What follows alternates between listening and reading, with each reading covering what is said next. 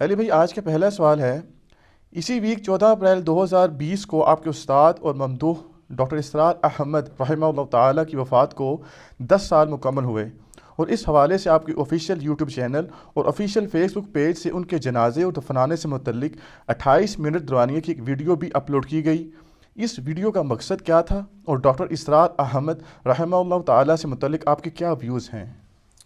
دیکھیں جی، ڈاکٹر اسرار صاحب رحمہ اللہ تعالیٰ میرے روحانی استادوں میں سے ایک استاد ہیں۔ ویسے تو بے شمار استاد ہیں، لیکن 5 ٹاپ آف دا لسٹ جنہیں میں اپنا استاد مانتا ہوں، اور 5 کے 5 سے میری ملاقات بھی ثابت ہے، سند بھی اس کی پوری ہے۔ تدلیس نہیں کرتا، بلکہ حدثنا اور اخبرنا کے ساتھ۔ اس میں سب سے پہلے نمبر کے اوپر غلام مسعود سعیدی صاحب رحمہ اللہ تعالیٰ اہل حدیث تھے، بچپن میں اہل حدیث گھرانے میں پیدا ہوئے، لیکن اپنی ینگ ایج میں بریلوی ہو گئے، اور پھر ایسے بریلوی بنے کہ بریلویوں میں پھر ان کے پائے کا کوئی محدث نہیں تھا۔ مفتی منیب الرحمان صاحب جو رویت ہلال کمیٹی کے چیئرمین ہیں، ان کے مدرسے میں وہ وفات تک شیخ الحدیث رہے۔ ان سے میری 2 دفعہ ملاقات ہوئی، بڑی ڈیٹیل۔ انہوں نے شرح صحیح مسلم لکھ کے امت پہ احسان کیا۔ دوسری پرسنالٹی پیر نصیر الدین نصیر صاحب کی رحمہ اللہ تعالیٰ، ان سے بھی 2007 کے اینڈ پہ آلموسٹ ملاقات ہوئی تھی۔ ان کی کتابوں سے بھی کافی زیادہ عقائد کی اصلاح ہوئی۔ اور تیسرے استاد شیخ زبیلی زئی رحمہ اللہ تعالیٰ، ان سے تو بہت کچھ حاصل کیا۔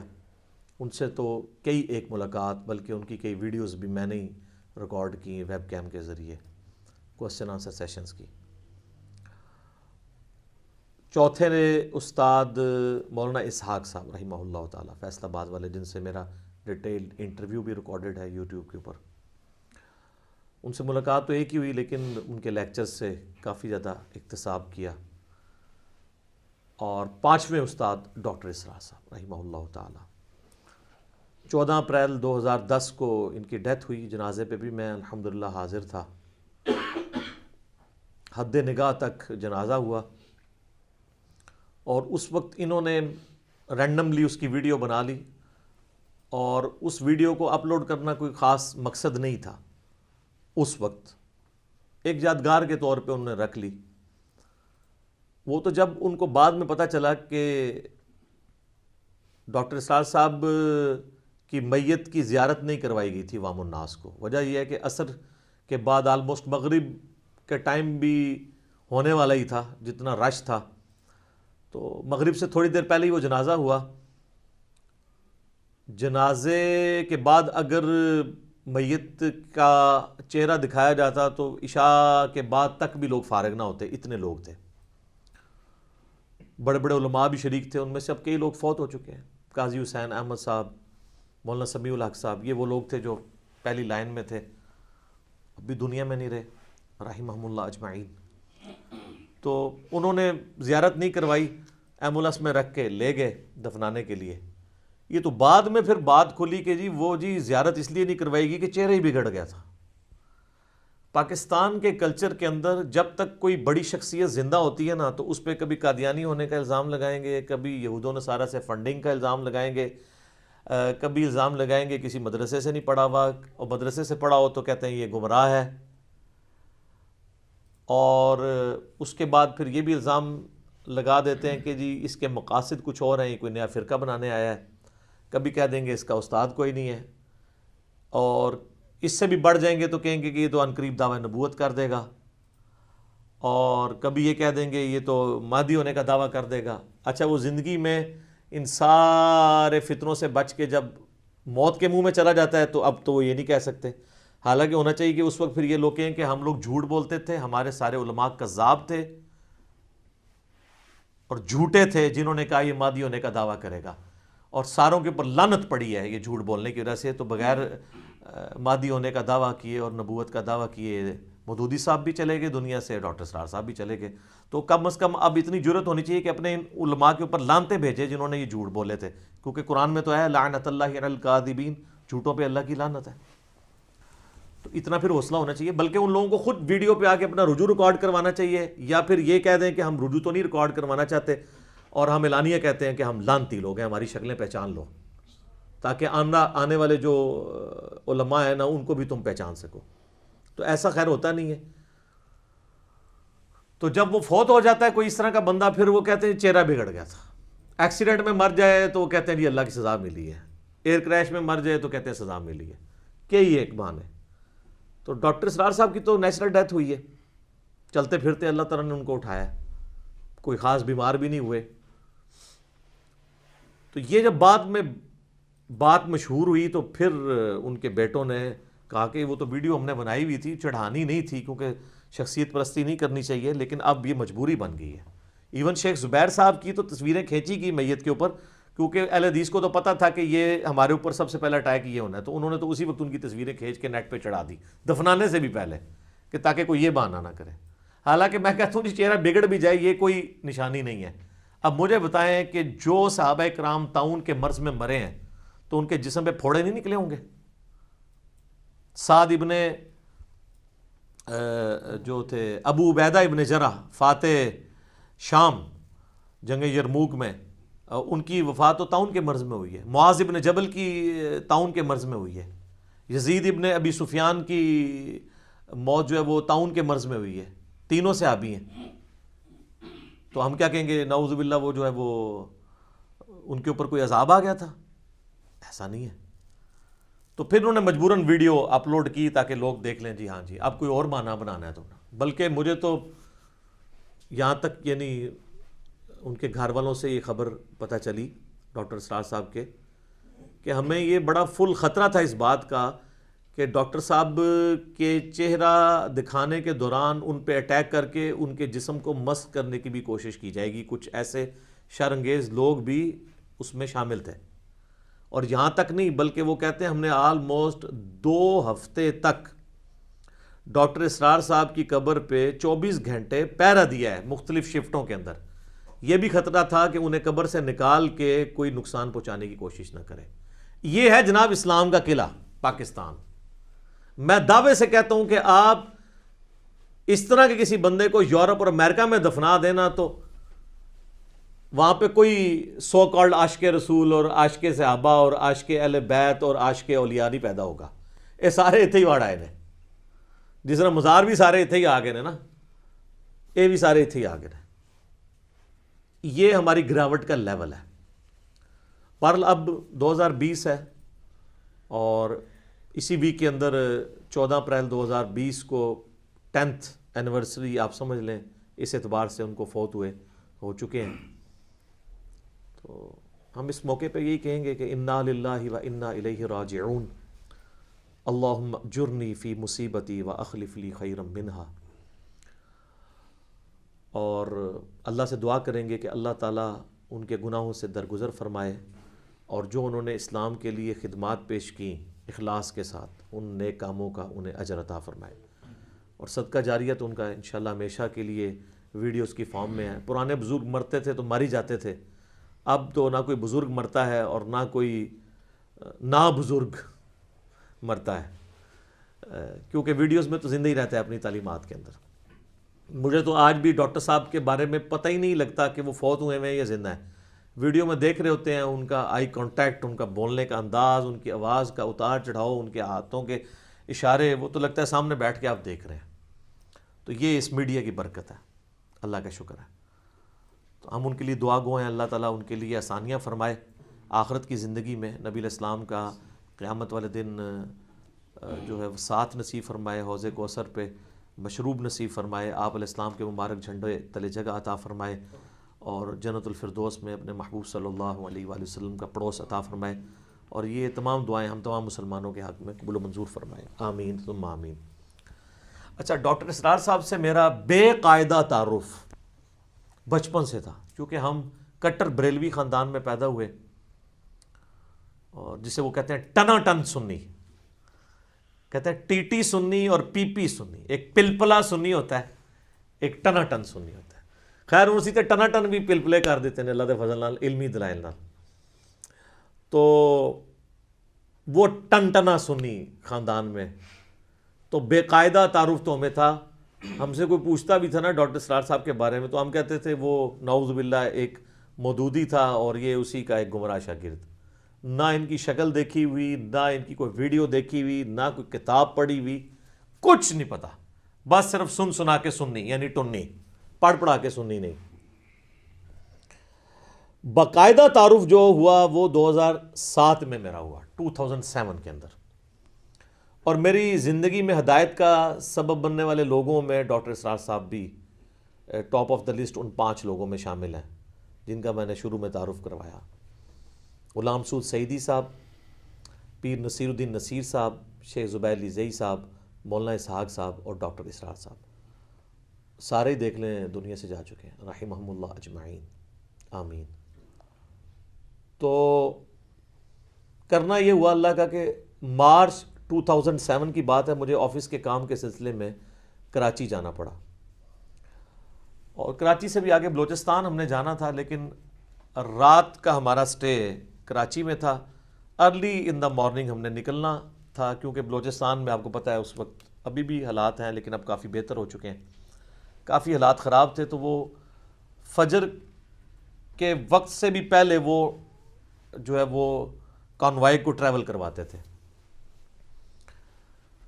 تو آلموسٹ کوئی آپ سمجھ لیں 10-11 بجے ہم لوگ پہنچے اپنے ہاسٹل میں ڈیفنس کراچی کے اندر، مارچ 2007. پہلے میں نے ارادہ کیا کہ کمرے میں سو جاؤں، پھر میں نے کہا یار ظہر کی نماز جماعت سے رہ جائے گی. خیر انتظار کیا، جب اذانیں شروع ہوئیں تو میں نے جو وہاں پہ چوکیدار تھا اس سے پوچھا کہ مسجد ہے قریب. اب مجھے کوئی ڈاکٹر اسرار صاحب کو نہ میں نے دیکھا ہوا ہے، نہ ڈاکٹر اسرار صاحب کا کوئی اس طرح کا باقاعدہ تعارف ہے. بے قاعدہ تعارف تو آپ کو میں نے بتا دیا کیا تھا. تو اس نے کہا جی یہاں سے کوئی 15 منٹ کی واک کے اوپر مسجد ہے. راستہ اس نے بتایا لیکن پھر بھی پوچھ کے ہی جانا پڑا کہ یہ گلیاں مڑنی پڑی. تو الٹیمیٹلی خیر میں مسجد میں پہنچنے میں کامیاب ہو گیا. بہت بڑی مسجد. جب پہنچا تو جماعت مکمل ہو چکی تھی. اب میری عادت ہے کہ میں جماعت کے بغیر نماز نہیں پڑھتا. میں وضو خانے پہ کھڑا ہو گیا، کچھ لوگ وضو کر رہے تھے، میں نے کہا کہ جی ہم جماعت کروا لیتے ہیں. انہوں نے کہا جی ٹھیک ہے کروا لیتے ہیں. تو جماعت کے ساتھ نماز پڑھی. بعد میں میں سوچنا شروع ہو گیا کہ یہ کسی مولوی نے آ کے ڈانٹا نہیں ہے تو لگتا ہے یہ بریلویوں کی مسجد ہے یا اہل حدیث کی ہے، کیونکہ دیوبندیوں نے تو ایک اپنا خود ساختہ فارمولہ بنایا ہوا ہے. پھر میں جب مسجد کے اندر گیا تو مسجد بہت بڑی مسجد. یہ وہی مسجد ہے جس کے اندر ڈاکٹر اسرار صاحب نے 1998 میں بیان القرآن ریکارڈ کروایا تھا کراچی ڈیفنس کی. لیکن مجھے نہیں پتا تھا کیڑا بیان القرآن تھے، بلکہ کیڑا قرآن. پھر میں عرض کیوں نہ کروں کہ مرنے سے پہلے اے مسلمان کر لے اس پہ غور، کتابوں کا خدا اور ہے، بابوں کا خدا اور. ہم تو بابوں کے خدا کو مانتے تھے، کتابیں، وحی، ریویلڈ نالج، یہ چیزیں کہاں پتہ تھی، بس ایک روایتی دین پہ چل رہے تھے. تو میں نے کہا یار یہ یہاں پہ کچھ ایسا لکھا بھی نہیں ہوا جس سے میں سونگ لوں، کیونکہ سونگنے کی حص تو ہماری بہت زیادہ ہوتی تھی کہ اگر یہ لکھا ہوگا تو یہ فرقے کی مسجد ہوگی، یہ لکھا ہوگا تو یہ ہوگی. کچھ بھی نظر نہیں آ رہا تھا. یہ تو مجھے کنفرم ہو گیا کہ یہ ہماری مسجد نہیں ہے، یعنی بریلویوں کی نہیں ہے. لیکن میں نے کہا اگر بریلویوں کی نہیں ہے تو یہ جتنے لوگ یہاں نماز پڑھ رہے ہیں یہ بھی سارے حنفی طریقے پہ پڑھ رہے ہیں، تو اگر یہ دیوبندیوں کی مسجد ہے تو دیوبندی تو جماعتیں نہیں دوسری کرانے دیتے. میں نے پھر کسی سے ہمت کر کے پوچھا جی کس فرقے کی مسجد ہے؟ انہوں نے کہا جی کسی فرقے کی نہیں ہے مسجد. ہم نے تو سوچا بھی تھا کہ فرقہ بھی نہیں ہوتا. میں نے کہا یہ کیسے ہو سکتا ہے؟ تو انہوں نے کہا نہیں یہ قرآن اکیڈمی ہے، ادھر کوئی بھی آ کے نماز پڑھ سکتا ہے، کوئی ایسا مسئلہ نہیں ہے. خیر میں نے کہا جی کوئی ادھر کوئی لائبریری، کوئی مولوی، کوئی حضرت صاحب چلو ہم ملیں، کیونکہ مجھے بھی جب شام تک ٹائم گزارنا تھا نا، سینگ پھنسانے کا تو ہمیں شروع سے اللہ کے فضل سے شوق تھا. تو انہوں نے کہا جی نیچے ایک بنی ہوئی ہے لائبریری ٹائپ مکتبہ بھی ہے، وہاں آپ چلے جائیں۔ وہاں جب میں نیچے گیا نا تو میں نے دیکھا اچھا آفس بنا ہوا ہے جناب، سی ڈیز رکھی ہوئی ہیں، کتابیں۔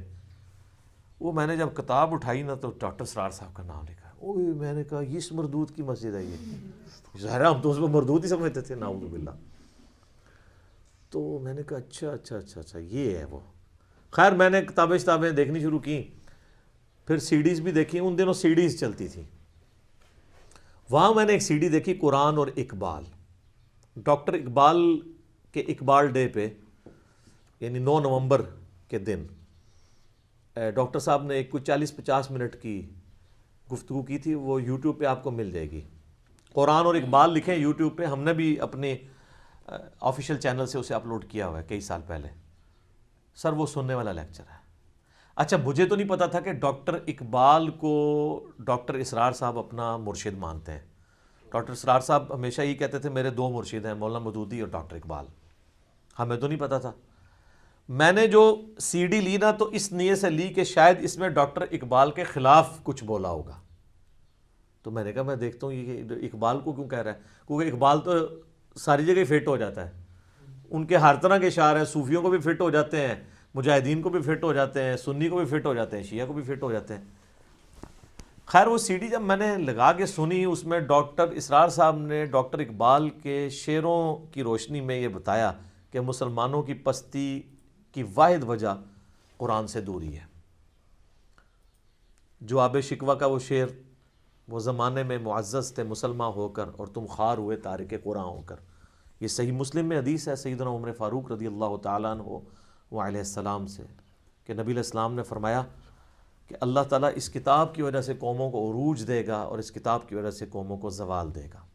اسی کی ٹرانسلیشن ڈاکٹر اقبال نے کی ہے، وہ زمانے میں معزز تھے مسلمان ہو کر اور تم خوار ہوئے تارک قرآن ہو کر، یعنی ہمارے اسلاف صحابہ تابعین تبع تابعین اہل بیت رضی اللہ عنہم اجمعین وعلیہم السلام اجمعین قرآن کو فالو کرنے کی وجہ سے کامیاب ہوئے، اور بعد میں آنے والے لوگ قرآن کو چھوڑ کر گمراہ ہوئے اور ذلیل و خوار ہوئے دنیا میں۔ اس کی وجہ سے میرا یعنی شغف اس طرف زیادہ ہوا کہ میں ڈاکٹر اسرار صاحب کو اور سنوں۔ ان دنوں ہم کیو ٹی وی بھی دیکھا کرتے تھے۔ کیو ٹی وی بھی آپ کو پتہ ہے پیورلی ایک بریلوی چینل ہے، اور اس وقت اس پہ اتنا غلبہ نہیں تھا۔ ڈاکٹر اسرار صاحب کا بیان القرآن جو اسی ڈیفنس کی مسجد میں 1998 میں ریکارڈ ہوا تھا، یعنی میرے وہاں پہ جانے سے آلموسٹ سمجھ لیں 9 سال پہلے، میں تو 2007 میں گیا۔ تو وہ بیان القرآن کیو ٹی وی پہ آن پیمنٹ تنظیم اسلامی والے چلاتے تھے، ڈاکٹر ذاکر نائک کے بھی چلتے تھے لیکچرز ان دنوں میں۔ اس وقت یہ کھل کے سامنے نہیں آئے تھے کہ یہ ایک فرقے کو سپورٹ کر رہے ہیں، پارشلی تو ہمیں تو پتہ تھا۔ تو ڈاکٹر اسرار صاحب کا بیان القرآن ہم نے اس پہ کیو ٹی وی پہ سننا شروع کیا، تو بڑا دل اس طرف مائل ہوا۔ پھر مجھے کہیں سے اس کی سافٹ کاپی بھی مل گئی، فلیش میں لائے، ہم نے ریگولرلی اس کے سننا شروع کیا۔ 2007 میں ہی قرآن ترجمے سے پڑھنا شروع کر دیا تھا، کافی زیادہ دماغ جو ہے کھلنا شروع ہو گیا، لیکن بیان القرآن کی وجہ سے اللہ تعالیٰ نے یعنی ایک قرآن سمجھایا۔ ڈاکٹر اسرار صاحب کی یہ تو خوبی تھی، ان کی سپیکنگ کا سٹائل اور باقیوں میں زمین اسمان کا فرق ہے۔ ڈاکٹر اسرار صاحب قرآن اس طرح بیان کرتے تھے جس طرح قرآن نازل ہوا تھا، اس پیشن کے ساتھ، اس لیے بات دل میں اتر جاتی۔ خیر ہم نے ارادہ کیا کہ ڈاکٹر اسرار صاحب کو ملاقات ضرور کرنی ہے، چونکہ اس وقت ہم نئے نئے تبلیغی جماعت کے ساتھ اٹیچ ہوئے تھے۔ میرے یوٹیوب کے اوپر ایک پوری لائف سٹوری بھی ہے، 1 ملین سے زیادہ لوگ دیکھ چکے ہیں، میں مسلمان کیوں ہوا۔ یہ نہیں کہ پہلے میں مسلمان نہیں تھا، مراد یہ ہے کہ پہلے میں ایک فرقے والا مسلمان تھا، پھر سادہ مسلمان بن گیا، سنی شیعہ اہل حدیث بریلوی دیوبندی سے نکل کے۔ آپ جا کے لکھیں میں مسلم کیوں ہوا، یا لکھ دیں لائف سٹوری آف انجینئر محمد علی مرزا، تو وہ کھل جائے گی۔ اس میں نے کافی ساری اور باتیں بتائیں جو میں آج سکپ کروں گا۔ تو میں نے چونکہ تبلیغی جماعت کے ساتھ اس وقت اٹیچ ہو چکا تھا، 2 نومبر 2007 کو رائے ونڈ میں اجتماع تھا، اور اس اجتماع کے چند ہفتوں بعد میں نے حج کے لیے جانا تھا۔ 18 دسمبر 2007 کو حج ہوا تھا۔ 2007 وہ سال تھا جس میں 2 حج آئے تھے، ایک جنوری کے مہینے میں اور ایک دسمبر کے مہینے میں. تو ہم نے دسمبر والا حج کیا تھا 18 دسمبر 2007 کو. تو 2 نومبر کو اجتماع تھا، وہ اٹینڈ کر کے تو واپسی پہ ہم ماڈل ٹاؤن والی مسجد میں گئے ڈاکٹر اسرار صاحب سے ملاقات کے لیے. اس وقت سرسری سی ملاقات ہوئی، وہ اتنی ڈیٹیل نہیں تھی، لیکن ہمیں صرف ایک تھا کہ جیسے ایک پیری مریدی والا سلسلہ ہوتا ہے نا، کہ ظاہر ہے بندے کی خواہش ہوتی ہے کہ ملے ایسی بڑی شخصیت کو. تو مجھے یاد ہے میں نے اس وقت ڈاکٹر صاحب سے ایک بات کی، میں نے کہا ڈاکٹر صاحب آپ کی وجہ سے اللہ نے ہمیں ہدایت دی ہے. تو ڈاکٹر صاحب کہنے لگے کہ اللہ کا شکر ادا کریں کہ آپ کو اللہ تعالیٰ نے قرآن کی توحید تک پہنچا دیا ہے، آپ پہ شکر واجب ہو چکا ہے. اچھا، پھر خیر میں حج پہ چلا گیا. حج سے واپسی پہ 2008 کے اوائل میں نے بخاری مسلم تو خیر پہلے پڑھے تھے، ابو داؤد ترمذی نسائی ابن ماجہ بھی پڑھ لی، اور اسی دوران پھر شیخ زبیر علی زئی صاحب سے میری ملاقات ہوئی 28 مئی 2008 کو. پھر میں نے ارادہ کیا کہ ہم پھر سے کچھ آفس کے کولیگ، سارے انجینئرز ہی تھے، جا کے ملیں ڈاکٹر صاحب سے. پھر ای میل کے اوپر ان کے جو تھے اسسٹنٹ، ان سے ٹائم لیا، وہ بھی اب فوت ہو چکے ہیں رحمہ اللہ تعالی.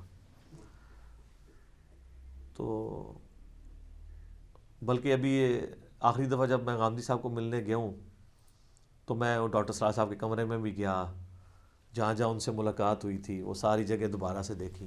ایک بندہ ریکال کرتا ہے سارے. پھر ان کی قبر پہ بھی ہم گئے، وہاں جا کے بھی دعا کی. قبر بالکل سادہ کچی قبر بنی ہوئی ہے، چھوٹی سی، اس کے اوپر ایک تختی ہے، وہ بھی سادہ سی، کوئی اس طریقے سے نہیں. اس پہ لکھا ہے داعیہ قرآن اسرار احمد، کوئی رحمت اللہ علیہ، کوئی اگے پیچھے کچھ بھی نہیں. ٹھیک ہے جی، میں سمجھتا ہوں یہ ان کی کامیابی ہے کہ ان کی قبر کو سجدہ گاہ نہیں بنایا گیا، الحمدللہ. تو وہ ٹائم لیا تو 13 جون 2008 کو پھر ہماری ملاقات طے ہوئی، جمعے کے دن. وہ ڈیٹیلڈ 2 گھنٹے کی ملاقات تھی، جمعے کی نماز کے بعد. جمعہ ڈاکٹر صاحب کے ساتھ پڑھا، عصر کی نماز ڈاکٹر صاحب کے ساتھ پڑھی، مغرب کی پڑھی، پھر ہم نے مغرب کے ساتھ عشاء جمع کر لی کیونکہ ہم سفر پہ تھے. تو ہم ڈائریکٹ اسلام آباد سے گئے تھے موٹر وے کے تھرو، اور واپس پھر ہم نے آنا تھا اسلام آباد ہی. تو وہ 2 گھنٹے کی ملاقات میں پہلے تو ہم نے یہ کیا، ہم کیمرہ ساتھ لے کے گئے تھے کہ وہ گفتگو ریکارڈ کریں گے ایک آنر کے طور پہ، کچھ شرارت بازی کے لیے نہیں. یہاں پہ لوگ آ جاتے ہیں چھپ چھپا کے کیمرے لے کے، وہ شرارت کے لیے آتے ہیں. ہم شرارت کے لیے نہیں گئے تھے. ہم نے جا کے کیمرہ ان کے ٹیبل پہ رکھا اور کہا کہ جی ہم آپ سے جو باتیں کریں گے ہم نے اس کو ویڈیو میں ریکارڈنگ میں لے کے آنا ہے. تو ڈاکٹر صاحب نے کہا ٹھیک ہے ریکارڈ کر لیں، لیکن یہ بات یاد رکھیے گا پھر میں ریکارڈنگ میں کھل کے نہیں بولوں گا. ظاہر ہے وہ پھر پبلک ڈائنامکس ہی کچھ اور ہوتی ہے، لوگ نہیں ایکسیپٹ کر رہے ہوتے. اور میں کہا جی باڑ میں کیا کیمرہ، ہم نہیں ریکارڈنگ کرتے، آپ ہم سے کھل ڈل کے بات کریں جو آپ نے اپنی زندگی میں لرن کیا ہے. حالانکہ اس وقت میں نے یہ سوچا بھی نہیں تھا کہ آج 13 جون 2008 ہے اور 13 جون 2010 ڈاکٹر اسرار صاحب کی زندگی میں نہیں آئے گی، کیونکہ وہ 14 اپریل 2010 کو فوت ہو گئے. خیر کافی ساری باتیں ہوئیں، میں ساری باتیں تو کیمرے پہ نہیں کر سکتا. کچھ چیدہ چیدہ باتیں جو 2-4 مجھے یاد ہیں وہ میں آپ کو بتا دیتا ہوں.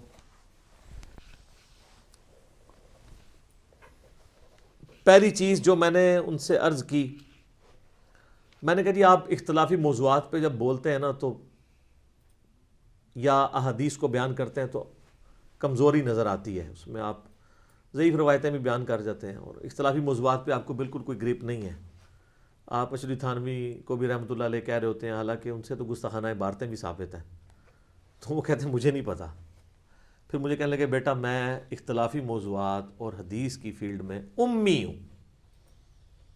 یار یہ کتنی بڑی جرت ہوتی ہے کوئی شخص اپنی کوئی کمزوری تسلیم کر لے.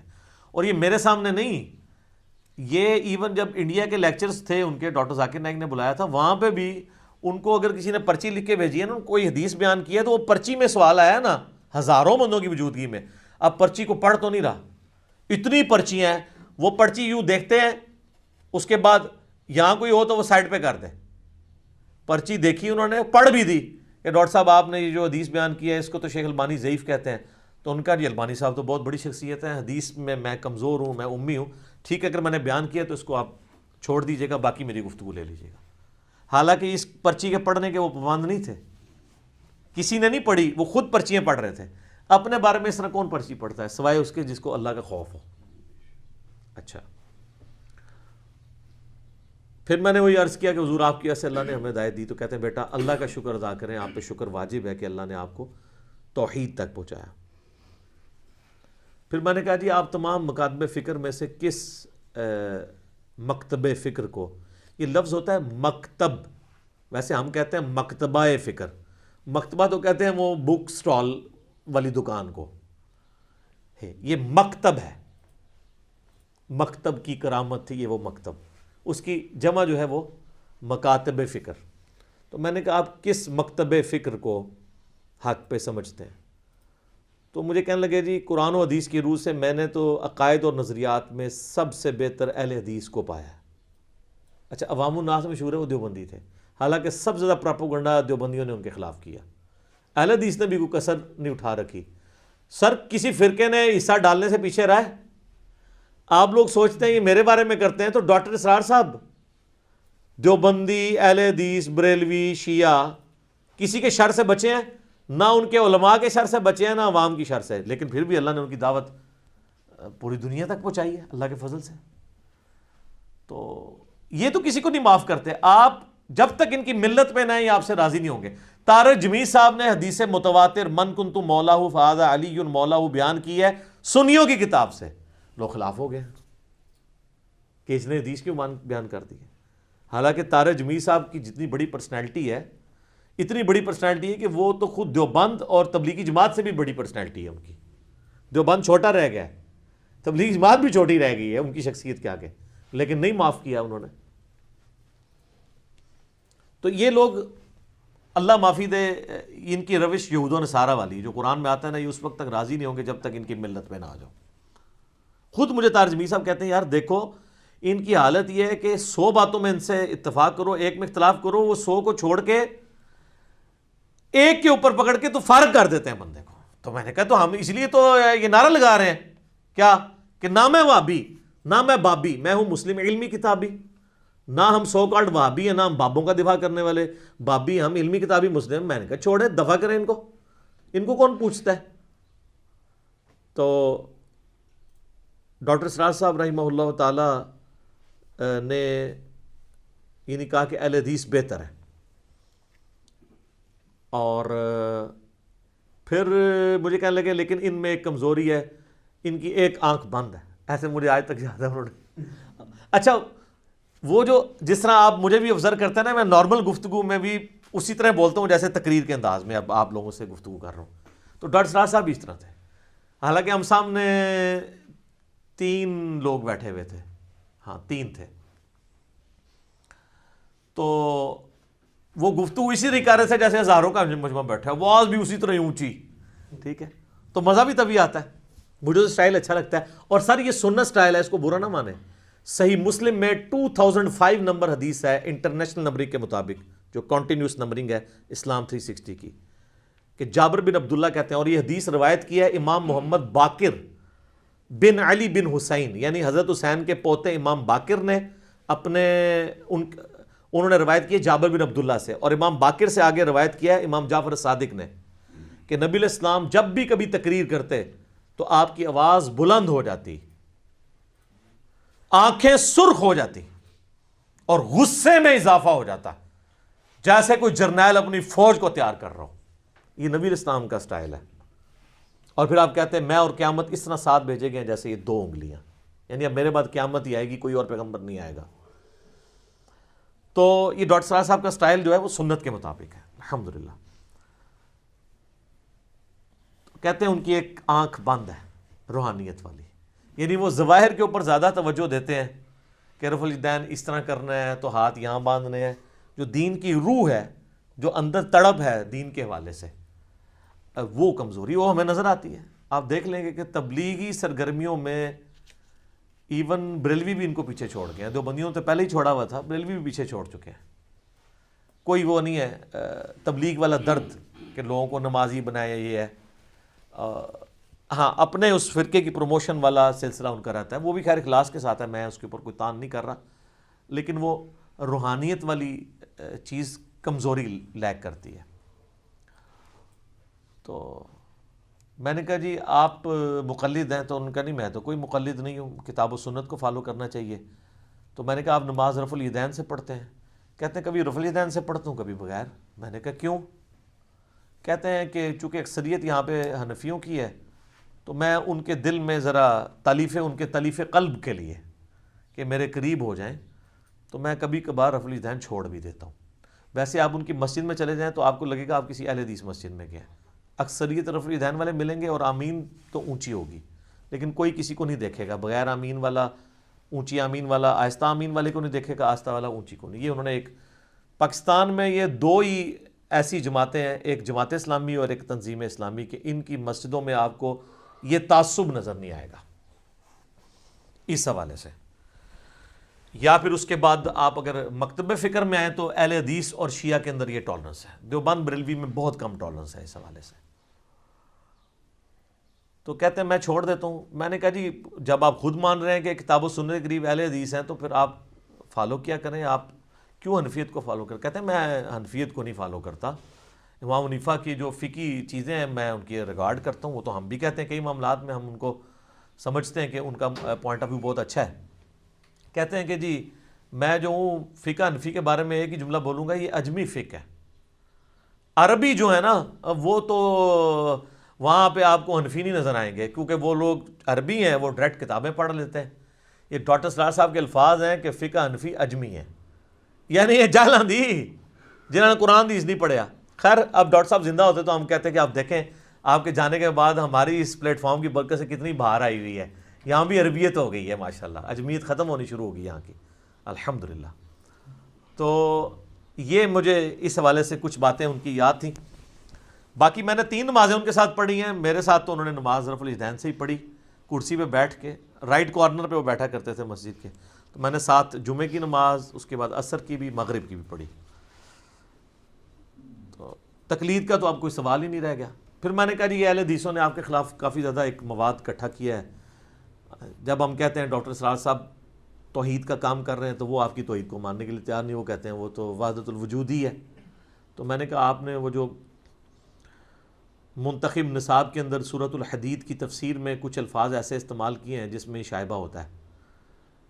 تو انہوں نے کہا جب میں اس کے شروع میں کہہ رہا ہوں کہ میں ہماؤست پینتھیزم, اللہ کے انسان میں حلول کر جانے کے عقیدے کو کفر سمجھتا ہوں, اس کے بعد اگر میں وحدت الوجود کی بات کر رہا ہوں تو پھر میری بات کو اسی پیرائے میں دیکھنا چاہیے. تو لیکن یہ لوگ نہیں ماننے کے لیے تیار ہوتے. کہتے ہیں میرے پاس آئے بھی تھے تو میں ان کے سامنے رکھی ہے. تو میں نے کہا ڈاکٹر صاحب آپ نا وحدت الوجود کا لفظ چھوڑ دیں, کیونکہ یہ نٹوریس ورڈ ہے, صوفیاء کی ہی اس کا کنسیپٹ لیا جاتا ہے اس میں. اگرچہ حلولیہ کو تو علی بن عثمان حجویری نے کشف المحجوب میں گمراہ فرقہ لکھا ہے, صوفی ہو کے بھی انہوں نے لکھا ہے کہ جو صوفیوں کے 2 گمراہ فرقے ہیں اس میں یہ بھی شامل ہے, اور باقی 10 جو صحیح ہیں ان کا بھی انہوں نے لکھا. تو پھر مجھے وہ ہنستے ہوئے کہنے لگے کہ بیٹا یہ ڈاکٹر اسرار کا وحدت الوجود ہے, صوفیاء والا وحدت الوجود نہیں ہے. میں نے کہا ٹھیک ہے وہ تو ہو سکتا ہے, پھر آپ اگر آپ کہہ رہے ہیں اپنے ساتھ منسوب کر رہے ہیں وہ تو پھر ظاہر ہے کہ اب بندہ ایک تعویل کرتا ہے. اور دوسری طرف اہل حدیث کا حال یہ ہے کہ اس ملاقات کے کئی سال بعد آپ کو ہوتا ہے 2016 کے اندر ڈاکٹر ذاکر نائک پہ انڈیا میں پابندی لگی ان کی کچھ تقریروں کے اوپر, اور وہ تقریر آؤٹ آف کانٹیکسٹ پیش کی گئی. انہوں نے اسلامک بم کی, جہاد کی, یہ چیزیں باتیں کی, اور وہ جہاد سے مراد وہ قتال نہیں لے رہے تھے, وہ سٹرگل لے رہے تھے, ٹھیک ہے. اور پھر اسی سے کچھ لوگ موٹیویٹ ہوئے اسلام کے پوائنٹ آف ویو سے, اور بقول انڈیا کے, میں نے اس کی تحقیق پتا کہ انہوں نے کچھ دہشت گردی کی ایکٹیویٹیز کی ہیں. حالانکہ ڈاکٹر ذاکر نائک تو کنڈیم کرتے تھے, وہ کہتے تھے تم نے یہ الفاظ بولے ہیں کہ ایک جو ہے نا وہ ایک مسلمان کو ٹیررسٹ ہونا چاہیے, لیکن ظلم کے خلاف ٹیررسٹ ہونا چاہیے, شیطان کے خلاف, بددیانتی کے خلاف, چوری کے خلاف. تو وہ اگرچہ لفظ نٹوریس ہے وہ پازیٹیو سینس میں استعمال کر رہے تھے. کئی لفظ ہیں جیسے اب قرآن میں بھی کفر کا لفظ نٹوریس ہے, لیکن اللہ تعالیٰ سورہ البقرہ کی آیت نمبر 256 257 کے اندر کیا کہتا ہے کہ جو ایمان ہے اس کی نشانی یہ ہے کہ آپ اللہ پر ایمان لاؤ اور طاغوت کا کفر کرو. تو یہاں پہ اب کفر جو ہے وہ پازیٹیو معنوں میں استعمال ہوا ہے کہ طاغوت کا کفر کرنا ہے اور ایمان لے کے آنا ہے اللہ تعالیٰ کے. ویسے تو اللہ کا کفر تو نہیں آپ کر سکتے, کفران نعمت نہیں کر سکتے, تو کفر کا لفظ یہاں پہ اس طریقے سے یوز ہوا ہے. تو وہاں پہ انہوں نے ٹیررسٹ کا لفظ استعمال کیا تو انہوں نے کہا یار یہ لفظ یوز کیا ہے, تو وہاں پہ اہل حدیث اپنے کلپ بنا کے چڑھا رہے تھے. نہیں وہ ڈاکٹر ذاکر نائک کا کہنے کا یہ مطلب نہیں تھا, وہ اس لفظ کو یوں کرنا چاہتے تھے. تو ڈاکٹر اسرار کی دفعہ آپ کو یہ ساری تو جہاد بھول گئی تھی, اس لیے کہ وہ آپ کے فرقے سے نہیں تھے, یہی وجہ تھی نا. تو یہ ان لوگوں کے اس طرح کے رویے ہیں. خیر ڈاکٹر اسرار صاحب نے اس حوالے سے کلیریفیکیشن دے دی, مزید میں نہیں سمجھتا. باقی میرا انالیسز ہے کہ اگرچہ ان کی تنظیم اسلامی بہت اچھا کام کر رہی ہے, میں پاکستان میں یعنی جو تنظیمیں کام کر رہی ہیں ان میں ٹاپ آف دا لسٹ 2 جماعتوں کو مانتا ہوں, جماعت اسلامی کو اور تنظیم اسلامی کو. کم از کم سینٹرڈ اراؤنڈ قرآن تو ہے نا. اس کے باوجود میں کہوں گا کہ ڈاکٹر اسرار صاحب 1 مین آرمی تھے. جو ان کا پیشن تھا وہ آج تک تنظیم اسلامی وہی کیش کروا رہی ہے. اور یہ کوئی عیب والی بات نہیں. لوگ کہتے ہیں جی مودودی صاحب جیسا ایک بندہ اور کیوں نہیں پروڈیوس ہو گیا جماعت اسلامی میں, یا تنظیم اسلامی میں ڈاکٹر اسرار کیوں نہیں آ گیا. سر اس طرح تو کبھی بھی نہیں ہوتا. اس طرح کے جو لوگ ہوتے ہیں نا, یہ ایک آدھ بندہ ہی آتا ہے. یہ مدرسوں سے یا اسکول سے یا کالجز اور یونیورسٹیز سے یہ پروڈیوس نہیں ہو سکتے, ورنہ جہاں سے آئنسٹائن یا نیوٹن پڑھے ہیں وہاں سے اور بھی نیوٹن اور آئنسٹائن بن کے نکل آئے نا. ان کی جو ڈگری ہیں وہ برکت والی ڈگری ہوتی ہیں, وہ تو جینیس لوگ ہوتے ہیں. اس طرح کی ڈگری تو مودودی صاحب کے پاس بھی تھی, مدرسوں کی ڈگری انہوں نے بھی بعد میں لے لی تھی, لیکن اپنا علمی ورک کرنے کے بعد جب لوگوں نے کہا عالم نہیں ہے, انہوں نے کہا لے آؤ عالم نہ کورس. ڈگریوں کی PDF موجود ہیں, آپ نیٹ کے اوپر جا کے دیکھ سکتے ہیں. جا کے جناب انہوں نے 6 مہینے میں جا کے ٹیسٹ ان کا اعلیٰ نمبروں سے سارا تھوڑی ڈگری ہے, لو ڈگری لے آ کے ہوں مان لو, پھر بھی نہیں مانا. مسئلہ تو کچھ اور تھا. تو ڈاکٹر اسرار صاحب جیسی شخصیت اس طرح نہیں, لوگ یہ گاڈ گفٹڈ صلاحیتیں ہوتی ہیں. بلکہ میں وہ ڈاکٹر ذاکر نائک کو اگلے دن ان کی ایک پرانی ویڈیو چڑھی ہوئی تھی ڈاکٹر اسرار صاحب کی ڈیتھ کے اوپر, جب دنیا ٹی وی والوں نے لیا انہیں فون کال پہ, تو انہوں نے کہا میرے اوپر ڈاکٹر اسرار صاحب کا بڑا احسان ہے. جب وہ 1991 میں انڈیا آئے تو مجھے انہوں نے ایک نصیحت کی کہ بیٹا یہ 2 کام پیرلل میں نہیں چل سکتے, یا ڈاکٹری کر لو یا دین کا کام کرو. کہتے ہیں جب انہوں نے مجھے کہا نا تو میں نے پہلی دفعہ سیریسلی یہ سوچا کہ مجھے یہ کام دونوں میں سے ایک چوز کرنا چاہیے. تو دیکھ لیں اللہ نے رنگ لگا دیا, ورنہ وہ دونوں کام پیرلل میں لے کے چلتے تو اس طرح ان کا بڑے لیول پہ کام نہ جاتا. تو یہ ڈاکٹر اسرار صاحب کا احسان ہے ان کے اوپر. اور ڈاکٹر اسرار صاحب پہ جس کا احسان ہے وہ تو مودودی صاحب ہیں. مولانا مودودی رحمہ اللہ تعالیٰ کی 2 زندہ کرامتیں ہیں قیامت تک کے لیے, ایک ڈاکٹر اسرار اور دوسرا ڈاکٹر فرحت ہاشمی. ڈاکٹر فرحت ہاشمی کے والد جو ہیں جماعت اسلامی کے سرگودا کے امیر تھے, اور ڈاکٹر اسرار صاحب تو ڈائریکٹلی مودودی صاحب سے پڑھے ہوئے ہیں. خود بیان القرآن میں سورہ یوسف کی تفسیر میں انہوں نے ریکارڈ کروایا کہ میں میٹرک کا اسٹوڈنٹ تھا جب پارٹیشن ہوئی, انڈیا پاکستان الگ ہوئے, تو کہتے ہیں ہم لوگ محصور ایک علاقہ تھا انڈیا کا جو بعد میں انڈیا کو یعنی مل گیا, وہاں سے ہجرت کر کے مسلمان یہاں آ گئے. کہتے ہیں وہاں پہ ہم محصور بھی ہو گئے اور ہم نے مورچے جو ہیں وہ نکالے ہوئے تھے سیکیورٹی کے لیے. تو کہتے ہیں پورا دن فارغ ہوتے تھے, ڈیوٹی دینی ہوتی تھی, پہرا دینا ہوتا تھا. تو ٹائم پاس کرنے کے لیے ان دنوں مودودی صاحب کی تفہیم القرآن جو منتھلی میگزین میں چھپ رہی تھی ترجمان القرآن کے نام سے, جو بعد میں پھر قرآن کی کا ترجمہ بھی ترجمان القرآن آ گیا, اور تفہیم القرآن ابھی اس وقت سورہ یوسف پہ پہنچے تھے, تو وہ قسطوں میں آتا تھا. تو کہتے ہیں میرا بڑا بھائی جو جماعت اسلامی میں ان کے بڑے بھائی اظہار کنسٹرکشن کمپنی, اچھا وہ ابھی تک زندہ ہے میرا خیال ہے. بار ان کے اظہار صاحب کے بیٹے بھی, ڈاکٹر اسرار صاحب کے بیٹے بھی ماشاءاللہ ریگولرلی ہماری ویڈیوز دیکھتے ہیں الحمدللہ. تو وہ کہتے ہیں مجھے, وہ پھر ہم دونوں بھائی آپس میں کہتے ہیں میں نے عربی اور فارسی تو میٹرک لیول تک پڑھی ہوئی تھی, اس وقت تو یہ ایز اے لینگویج بھی پڑھائی جاتی تھی. تو ہم لوگ تفہیم القرآن تو کہتے ہیں وہ میں سورہ یوسف کی تفسیر جب مودودی صاحب کی پڑھی نا تو قرآن کی محبت میرے دل میں پیدا ہوئی، پھر میں مودودی صاحب کے ساتھ باقاعدہ ان کے پاس جا کے علم حاصل کرنا شروع کیا۔ امین احسن اصلاحی صاحب کے پاس بھی جاتے رہے، یہ دونوں وہ کہتے ہیں میرے استاد ہیں۔ سر میں کہتا ہوں آپ بیان القرآن دیکھیں تو یہ دونوں کو جمع کریں نا، تدبر القرآن کو اور تفہیم القرآن کو، پریکٹیکلی تو وہ بیان القرآن ہے۔ تو ڈاکٹر اسرار صاحب نے 108 ویڈیوز 25 روزوں میں ریکارڈ کروائی ہیں، روزانہ آلموسٹ 4 گھنٹے، ایک گھنٹے کی 4 کلاسیں ریکارڈ کروا کے الحمدللہ۔ بٹ ڈاکٹر اسرار صاحب کی 3 کنٹریبیوشنز میں اینڈ پہ ذکر کروں گا۔ نمبر 1 بیان القرآن جو پیشن سے ریکارڈ ہوا ہے۔ مودودی صاحب کا تفہیم القرآن تو ریٹن میں تھا، تدبر القرآن امین احسن اصلاحی صاحب کا ریٹن میں تھا، اس کو پریکٹیکلی ویڈیو کے فارم میں بیان القرآن کے ذریعے ریکارڈنگ کروا کے ایک پڑھے لکھے انٹیلیجنشیا تک جس طریقے سے ڈاکٹر اسرار صاحب کی بات پہنچی ہے، کوئی کمیونیکیشن گیپ نہیں ہے۔ علماء کو سنے تو آپ کو سمجھ ہی نہیں آتی۔ پھر ڈاکٹر صاحب کا جو سٹائل تھا، واقعی جب بندہ قرآن سنتا ہے لگتا ہے قرآن اسی انداز میں نازل ہوا ہے، یہ ان کا سٹائل ہے۔ اور آپ یہ میرے اندر بھی کچھ رمق دیکھتے ہیں نا، یہ ڈاکٹر اسرار صاحب کی وجہ سے۔ انسان جو ہے نا وہ بعض اوقات جس کے ساتھ ایفیلیٹ ہوتا ہے نا تو وہ اس کا رنگ اس پہ چڑھنا شروع ہو جاتا ہے۔ ویسے خیر میں بچپن سے ہی جذباتی علیحدہ سے ایک میری نیچر ہے، لیکن یہ پھر ڈاکٹر اسرار صاحب مجھے تو سٹائل پسند ہے، اور یہی وجہ ہے ڈاکٹر اسرار کا آپ قرآن سن لیں یا ہماری قرآن کی ریکارڈنگ سن لیں اور باقی کسی اور کی سن لیں تو وہ اسی طریقے سے ونس اپان اے ٹائم ایک دفعہ کا ذکر ہے۔ لیکن یہاں پہ کوئی ایک آیت، میرے ٹک ٹاک کے اوپر ہزاروں ویڈیوز آلموسٹ اس وقت چڑھ چکی ہیں، چند سیکنڈز کی ویڈیوز ہے، ایک دفعہ بندہ سنتا ہے نا ہل جاتا ہے وہ، کیوں؟ وہ پیشن کے ساتھ بیان ہو رہا ہوتا ہے۔ تو یہ سب سے بڑا کارنامہ ہے جو 1998 میں اسی ڈیفینس والی مسجد میں انہوں نے ریکارڈ کروایا تھا۔ دوسرا جہاد اور قتال، کوئی اور سپیکر نہیں ہے۔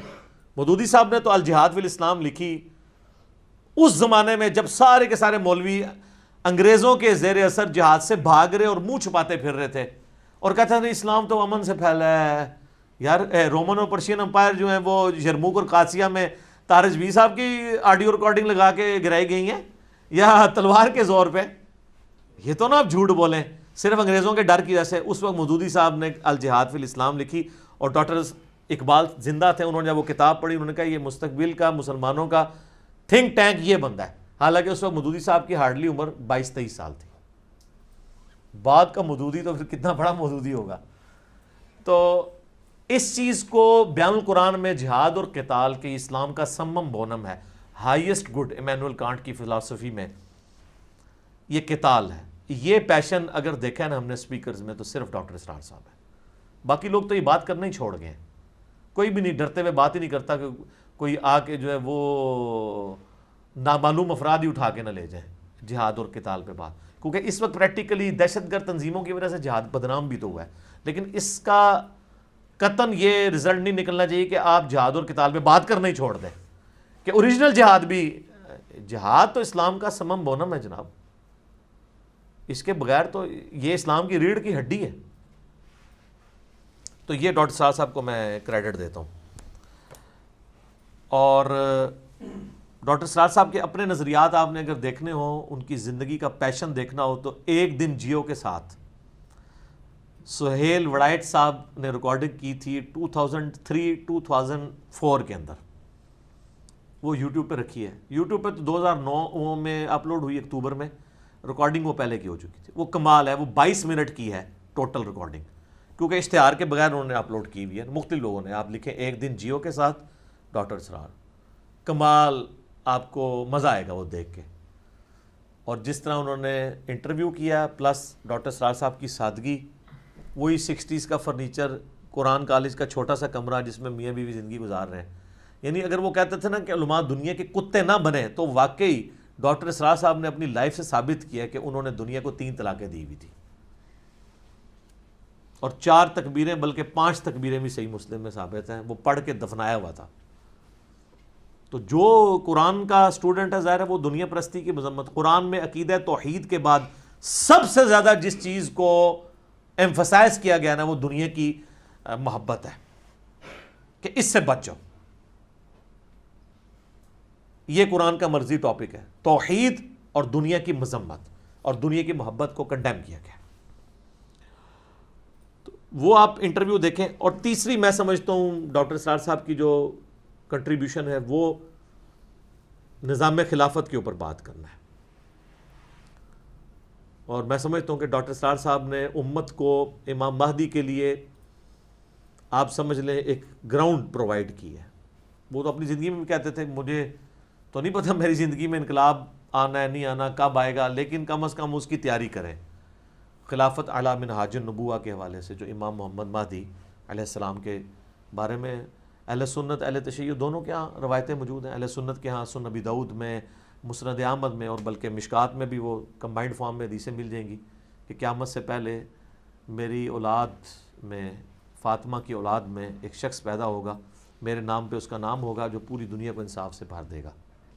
اور مسند احمد میں حدیث ہے قیامت اس وقت تک قائم نہیں ہوگی جب تک دنیا کے ہر گھر میں میرا پیغام نہ پہنچ جائے، چاہتے ہوئے یا نہ چاہتے ہوئے لوگ اس دعوت کو قبول نہ کرتے. امام محمد مہدی پہ میں نے 12 حدیث بیان کیا. آپ یوٹیوب پہ جا کے لکھیں امام محمد مہدی ساتھ انجینئر محمد علی مرزا.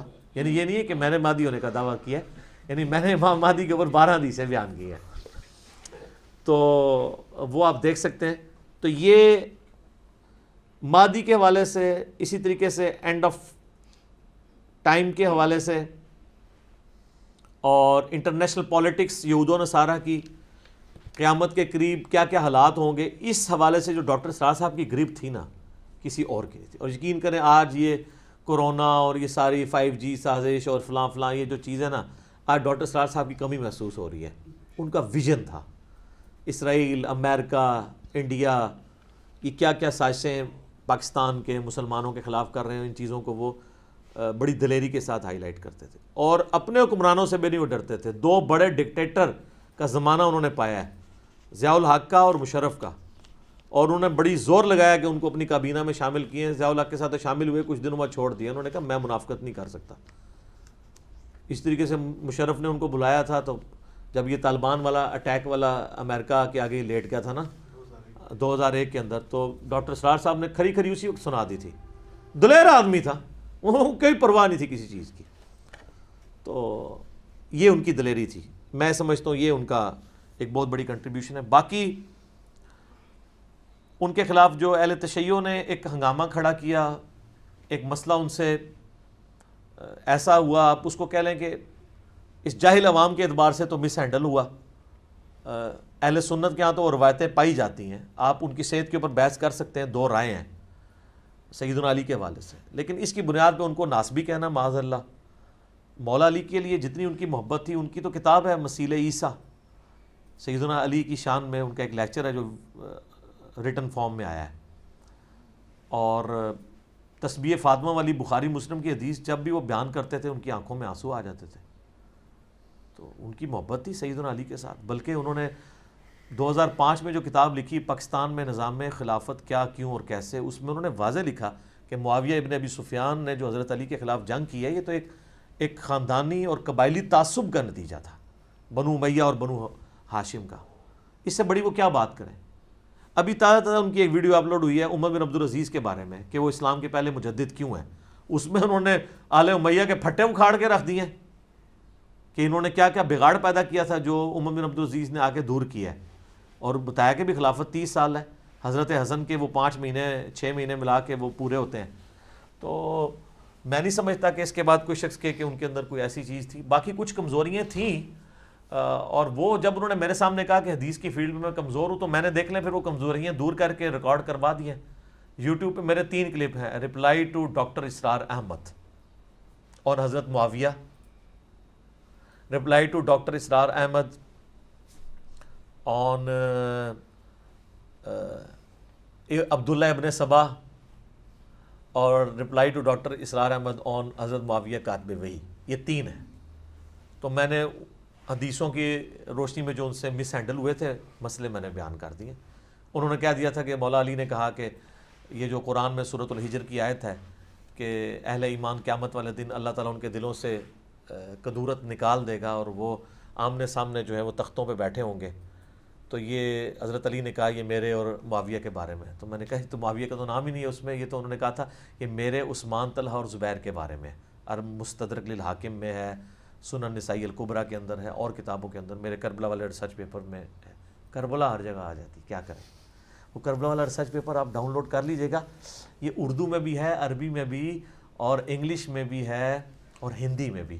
200 احادیث کربلا کے اوپر جمع کی ہیں، اکثر بخاری مسلم سے ہیں، اور باقی جو کتابوں سے ان کے اوپر تحکیم بھی ہے، شیخ البانی کی، شیخ زبیر لیزئی کی، شیخ شعیب آرناؤت کی رحمہ اللہ اجمعین۔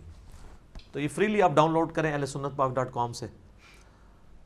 تو اسی طریقے سے عبداللہ ابن سبا کے والے سے میں نے بتایا کہ شہادت عثمان میں اس کا کوئی لینا دینا نہیں تھا، شہادت عثمان کے اسباب کچھ اور تھے، وہ آل امیہ تھی، تو میں نے علمی اختلاف بھی ان سے کیا ہے۔ لیکن یہ شیعہ نے جس طریقے سے ان کو زیرو سے ملٹیپلائی کیا، یہ بات بالکل غلط ہے، اور ایک آدھ مسئلہ مس ہینڈل ہونے سے آپ کسی کو زیرو سے ملٹیپلائی نہیں کر سکتے۔